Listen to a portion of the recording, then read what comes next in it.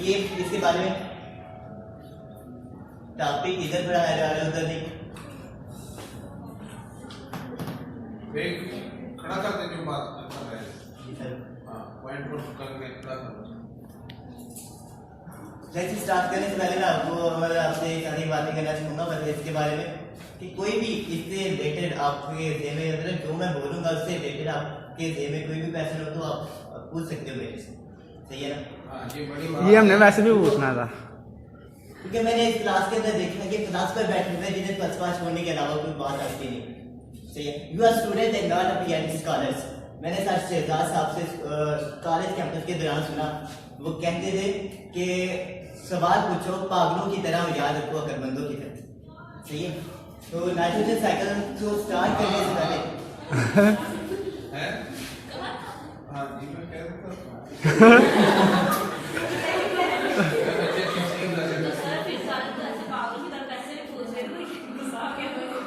नहीं कोई बात उसमें दिमाग आपको कोई क्वेश्चन हो तो आप पूछे। बेटा ये मोबाइल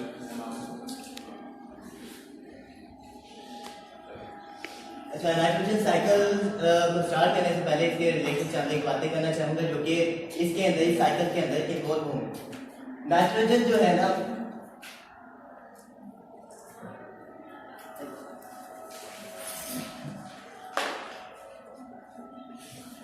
रखते हैं अपने पास।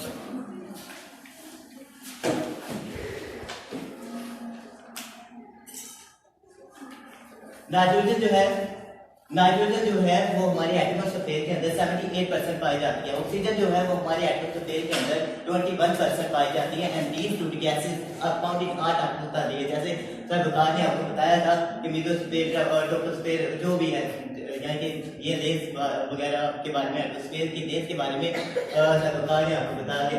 क्या नाम है अवैस सर, वैसे आपको बता दिया था। तो बाकी जो गैसेस हैं वो एटमॉस्फेयर का 1% हिस्सा बनाती है। बाकी जो गैसेस हैं वो हमारे एटमॉस्फेयर का 1% हिस्सा बनाती है। ये जो अगर हम लोग बात करते हैं फोल्ड कर रखते हैं वो उसको ना नहीं सर, हाँ ऐसे ना फोल्ड कर रखते हैं। कोई गलत नहीं है, पेज अगर नया भी हो जाए तो हमें इससे कोई दिक्कत नहीं, हम इजी होगा। अगर हम लोग बात करते हैं पीरियोडिक टेबल की, तो पीरियोडिक टेबल के अंदर नाइट्रोजन कैसे अरेंज है, तो आपने पढ़ा था साइंटिस्ट था, सबसे पहले साइंटिस्ट था मोल थे, जिसने जो था एलिमेंट को उनके एटॉमिक नंबर की बिना पर पीरियोडिक टेबल के अंदर अरेंज किया था। तो अगर हम लोग इसके मतलब पीरियोडिक टेबल में पोजीशन की बात करें तो इसका एटॉमिक नंबर 7 होता है। और आपको ये भी पता है कि इलेक्ट्रॉनिक कॉन्फ़िगरेशन जो है, इलेक्ट्रॉनिक कॉन्फ़िगरेशन एटॉमिक नंबर पे डिपेंड करती है, एटॉमिक नंबर पे बेस करती है। तो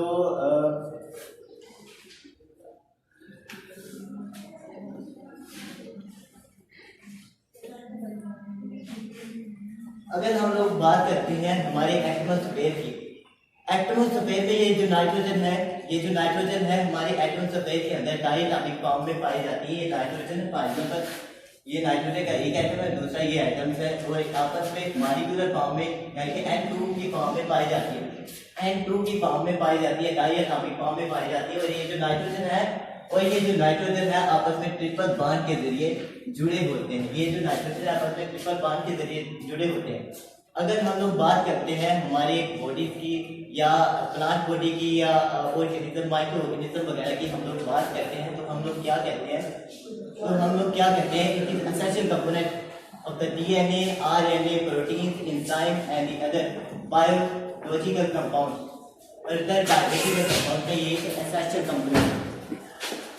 इस बात की कतई नजर कि ये जो नाइट्रोजन है हमारे एटमॉस्फेयर में पाई जाती है, लेकिन हम हैं ये पदार्थ वगैरह है जो भी है कि इन्हें एटमॉस्फेयर से ले नहीं सकते। ये डिपेंड करते हैं, यानी कि लिविंग थिंग जो है ये डिपेंड करती है सोइल पे डिपेंड करती है। ये जो है सोइल पे डिपेंड करती है और इसे लिया जाता है इन the form of the nitrate की सूरत में इसे लिया जाता है। अब सवाल ये पैदा होता है कि हवा से मट्टी के अंदर या सोइल के अंदर ये जो नाइट्रोजन है कैसे आती है? आप जवाब देने के लिए अगर किसी को पता हो तो हाथ खड़ा करें। नाइट्रिफिकेशन बैक्टीरिया होती है। नहीं, कोई और? ये नाइट्रोजन टू नाइट्रेट प्रेसिपिटेशन के जरिए, प्रेसिपिटेशन के जरिए क्या होता है, ये नाइट्रोजन जो है, नाइट्रोजन के कंपाउंड जो होते हैं इसके यानी सोइल के अंदर मिक्स जाते हैं और मिक्स हो जाते हैं, उसे दूसरे प्रोसेस के जरिए नाइट्रेट की फॉर्म में इसे तब्दील कर दिया जाता है। तो हम लोग जो है इसे नाइट्रोजन साइकिल को कैसे डिफाइन करते हैं, इसे कैसे डिफाइन किया जाता है नाइट्रोजन साइकिल को? Limited amount when the limited amount of the nitrogen is circulated and recirculated throughout the body of the living organism is known as the nitrogen cycle. It is also called the biogeochemical cycle. Biogeochemical cycle क्या होता है? Biogeochemical cycle कोई भी ऐसा cycle होता है जिसमें कोई भी बायोलॉजिकल कंपाउंड जो होता है हम माहौल के या एनवायरनमेंट के बायोटिक और एबायोटिक अज्जा से होता हुआ दोबारा एटमॉस्फेयर के अंदर चला जाता है। इसे हम क्या बोलते हैं? इसे हम बोलते हैं बायोजियोकेमिकल साइकिल, बायोजियोकेमिकल कंपाउंड या बायोजियोकेमिकल साइकिल इसे बोला जाता है। तो इसके cycle start I have divided the cycle into four step. सबसे पहला क्या है? नाइट्रोजन फिक्सेशन,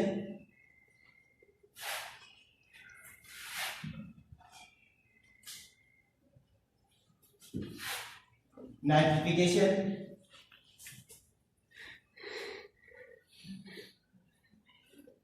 एसिमिलेशन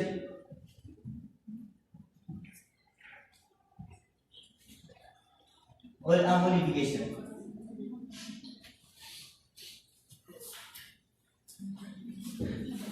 और अमोनिफिकेशन ये चार स्टेप्स में इसे डिवाइड किया जाता है, यानी कि इस नाइट्रोजन साइकिल को।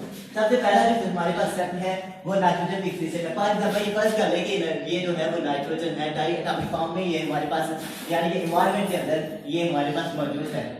सबसे पहला जो स्टेप है हमारे पास वो है नाइट्रोजन फिक्सेशन, यानी कि नाइट्रोजन को फिक्स कर देना, नाइट्रोजन को किसी और फिक्स फॉर्म में तब्दील कर देना।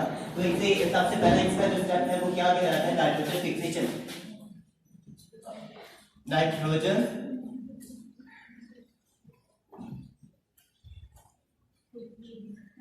नाइट्रोजन फिक्सेशन पहला इसका स्टेप है। तो इस अमल के दौरान क्या किया जाता है? इसे पानी का ऐसे कह लें, नाइट्रोजन है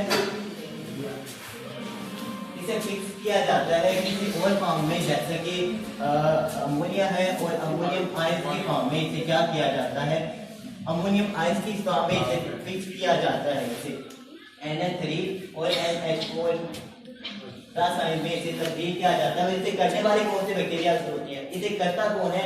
ये हमारे जो पाए जाते हैं रिफ्यूम फैमिली के प्लांट्स, यानी कि फलीदार प्लांट्स, ऐसे प्लांट जो कि फलीदार हैं, वो ये क्या काम करते हैं?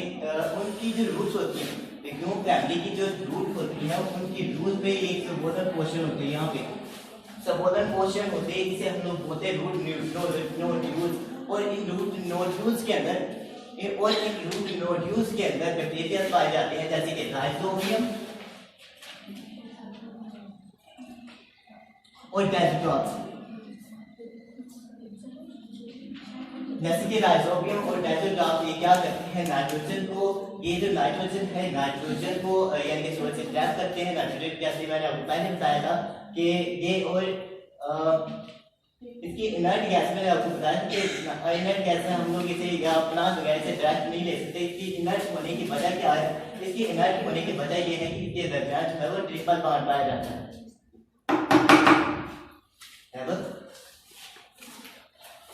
इसके दरमियान जो है वो ट्रिपल बॉन्ड, और इसके दरमियान जो है ट्रिपल बॉन्ड पाया जाता है। इस वजह से ये कि इनर्ट गैस है, इसे हम लोग जब प्लांट वगैरह नहीं डायरेक्ट नहीं ले सकते। तो ये प्रेसिपिटेशन के जरिए जब नीचे आएगी तो इसे इसकी रूट नोड्यूल्स में जो बैक्टीरिया हैं इसे फिक्स कर देते हैं, यानी कि अमोनिया और अमोनियम आयंस के अंदर फिक्स कर देते हैं।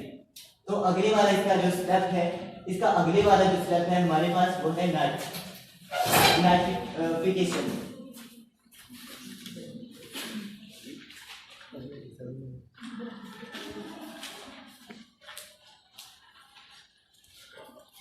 नाइट्रिफिकेशन यानी कि नाइट्रोजन की ये जो अमोनिया और अमोनियम आयन हमारे पास बने हैं, इनकी क्या कर देना, ऑक्सीडेशन कर देना। और आपको पता है कि ऑक्सीडेशन क्या होता है, addition of the hydrogen and removal of the addition of the oxygen and removal of the hydrogen is known as the oxidation के बैक्टीरिया। और चंद एक बैक्टीरिया जो होते हैं इसके अलावा, जैसे कि नाइट्रोसोमोनास है और नाइट्रोबैक्टीरियल बैक्टीरिया, ये ऐसे बैक्टीरिया हैं जो कि इन आयंस की क्या कर देते हैं, ऑक्सीडेशन कर देते हैं और इसे किस फॉर्म में तब्दील कर देते हैं। पहले बनता है हमारे पास NO2, ये नाइट्राइट है, और इसके बाद क्या बनता है हमारे पास, नाइट्रेट्स बनते हैं। ये नाइट्रेट्स बनते हैं। इस प्रोसेस को क्या कहते हैं, इस प्रोसेस को हम लोग बोलते हैं नाइट्रिफिकेशन।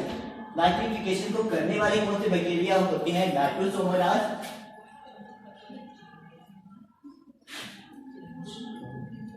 और नाइट्रोबैक्टीरिया।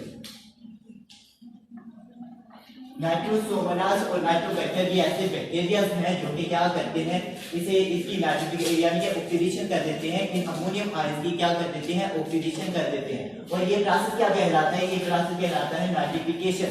इससे अगले वाला जो हमारे पास स्टेप है वो है एसिमिलेशन।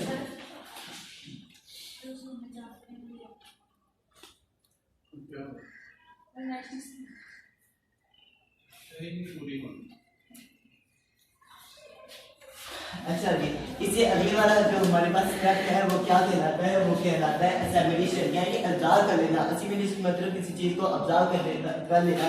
ये जो है नाइट्रोजन, अब ये एक सवाल एक और पैदा होता है कि ये भी मतलब ये इनर्ट गैस की सूरत में हमारे पास मौजूद तो नहीं थी।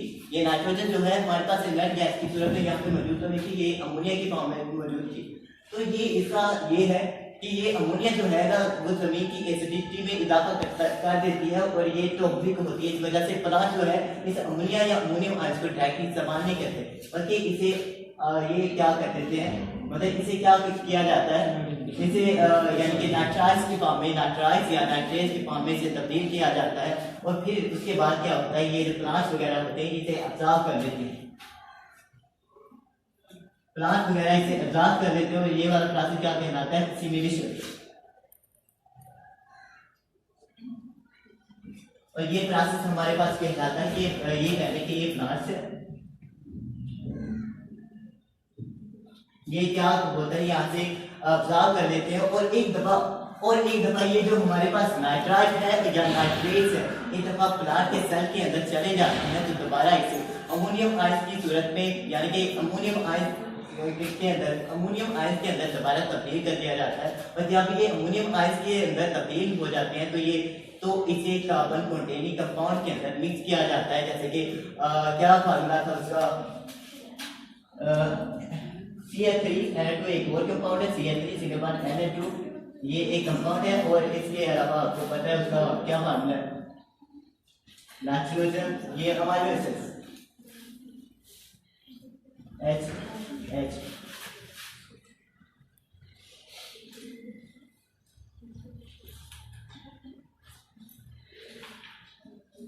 ये अमीनो एसिड H और R, ये अमीनो एसिड और ऐसे कंपाउंड के अंदर इसे तब्दील कर दिया जाता है, यानी कि कार्बन कंटेनिंग कंपाउंड के अंदर इसे तब्दील कर दिया जाता है। और इस तरह ये दोबारा जो है वो क्या किस सूरत में तब्दील हो जाती है, ये नाइट्रोजन, जैसे मैंने शुरू में बताया था कि ऐसे component protein, amino acid, DNA और RNA की सूरत में, यानी कि का ये एक एसेंशियल कंपोनेंट है।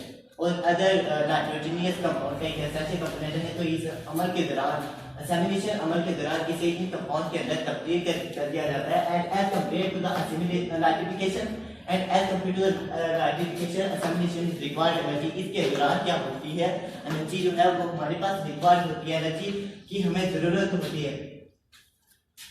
तो अगले वाला जो स्टेप है, इन प्लांट्स को, ये जो हमारे पास प्लांट है इन्हें एनिमल्स कहा जाते हैं और इसे किस मकसद के लिए इस्तेमाल करते हैं, प्रोटीन वगैरह के लिए इस्तेमाल कर देते हैं, इन्हें अपनी प्रोटीन पर्पस के लिए इस्तेमाल कर देते हैं, यहाँ से वो एनर्जी वगैरह हासिल करते हैं। इसलिए कहा जाता है कि ये जो मतलब खरीदार प्लांट है, खरीदार प्लांट है या ल्यूम फैमिली के प्लांट के अंदर नाइट्रोजन जो है वो नाइट्रोजन के अंदर क्या है, प्रोटीन जो वगैरह जो है वो ज्यादा पाई जाती है, ज्यादा मिकदार में पाई जाती है।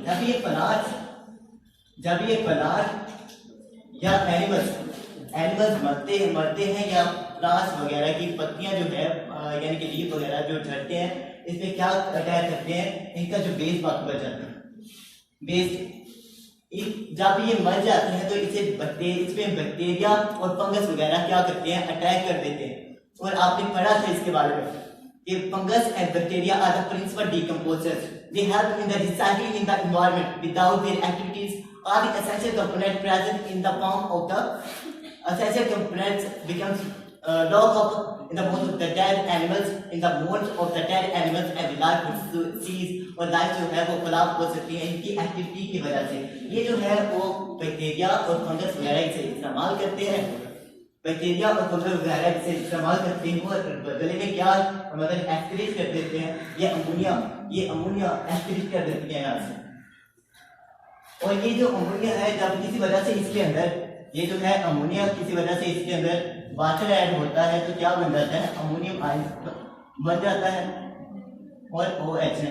ये अमोनिया और अमोनियम आयन इस तरह ये बन जाते हैं तो ये प्रोसेस क्या कहलाता है, यानी कि अमोनिया और अमोनियम आयन का दोबारा बन जाना ये क्या कहलाता है, अमोनिफिकेशन।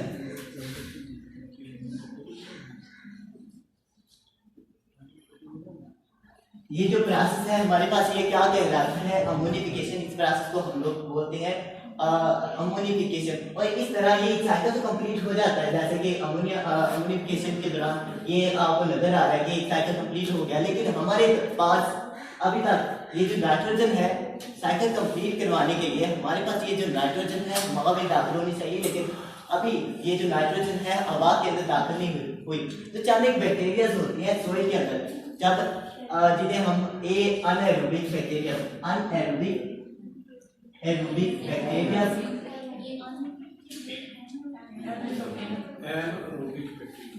एनारोबिक सही है, आपको पता चल गया, बस ठीक है। मेरा मतलब यही है कि आपको समझ सही है। ये बैक्टीरिया जो है वो सोइल के अंदर मौजूद होते हैं, जब पानी के अंदर यानी कि मिट्टी के अंदर पानी ही बहुत ज्यादा आ जाता है तो ये डायरेक्ट सीधे से ये जो है एनवायरनमेंट से ऑक्सीजन नहीं ले पाते, तो ये क्या करते हैं, ये नाइट्रेट आयंस यानी कि ये नाइट्रेट आयंस को ही क्या करते हैं, ये ब्रेक डाउन कर देते हैं, इसे तोड़ देते हैं। और ऐसे क्या होता है कि जो नाइट्रोजन है यहाँ से दोबारा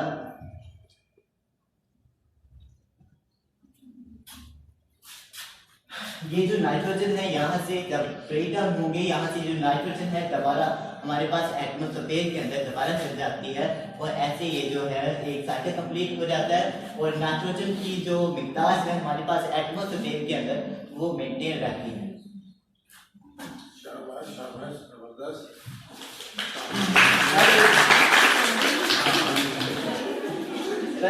और इसके बाद इसके ऐसी खादी ऐसी फर्टिलाइजर ऐसी चीजें जैसे हम डिटर्जेंट कहते हैं जिसके अंदर नाइट्रोजन कंटेनिंग कंपाउंड्स भी बोला जाता है, इसे कहते हैं।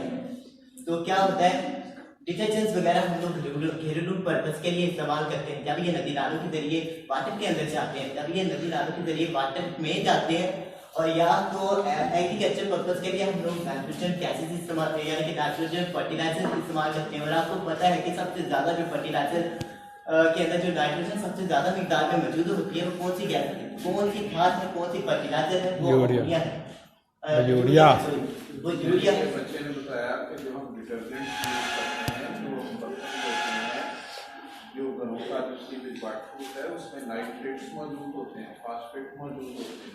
ये नाइट्रेट फास्फेट की किसी वाटर बॉडी में चले जाते हैं, शाबाश, वाटर बॉडी के अंदर चले जाते हैं, यानी वाटर के अंदर चले जाते हैं। इस तरह क्या करते हैं, इकोसिस्टम एक्वेटिक इकोसिस्टम को क्या करते हैं, उन्हें नुकसान पहुंचाते हैं।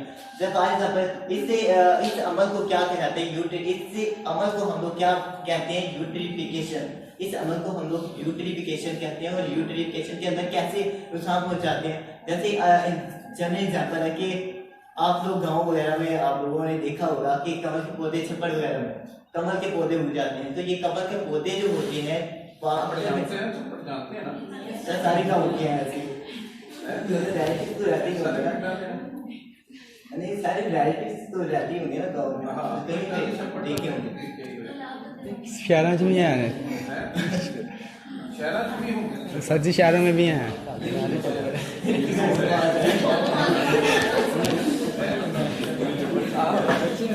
सर फरुखाबाद के रास्ते में बड़े छप्पर हैं। हाँ सर, पहले जो यहाँ से फरुखाबाद जाए ना वो रेलगाड़ी के पास इतने इतने बड़े छप्पर हैं सर। पहले भी लेकिन आप लोग यस सर। अच्छा, तो ये चीज वाटर बॉडीज के अंदर यानी कि वाटर के अंदर दोबारा ऐड हो जाती हैं, तो ये क्या होता है, कमर के पौधे उगते हैं। माई कमर का पौधा की रूम को पता होता है कहाँ कहाँ पे छिपट मौजूद है। चलिए सब्जी यार जानते हैं सर। मैं वैसे विजिट की थी ना एक दफ़ा, तो काफ़ी ज़्यादा।